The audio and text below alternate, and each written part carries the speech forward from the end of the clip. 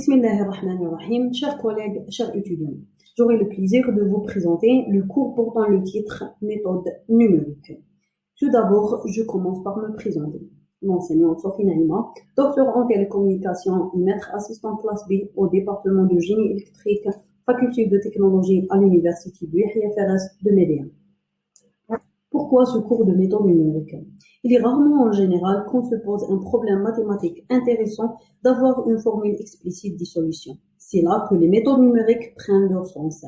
Elles permettent d'approcher la solution d'un problème avec un algorithme que l'on peut par la suite implémenter sur un ordinateur.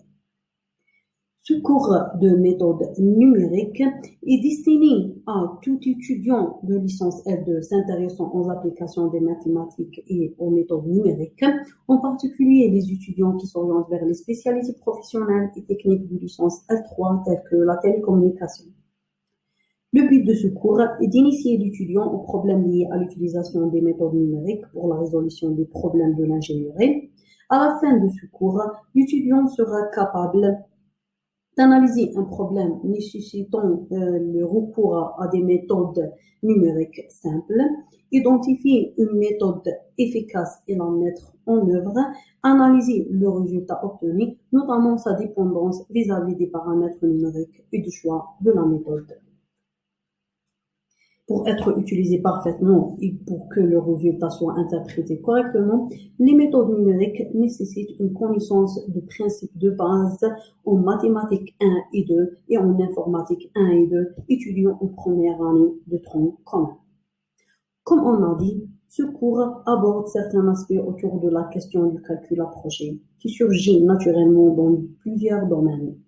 Nous nous concentrerons principalement dans ce cours sur deux catégories de problèmes.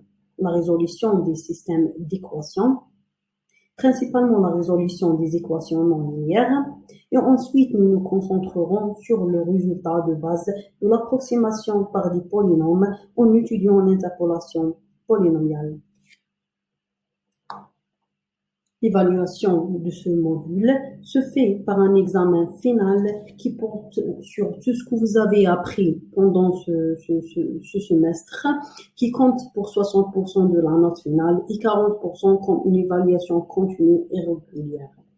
Ce 40% se calcule comme suit. 50% pour une interrogation, 25% pour des devoirs à maison et 27% pour la présence. Finalement, je mets à votre disposition quelques ressources externes qui sont toutes disponibles sur le net et qui peuvent vous aider.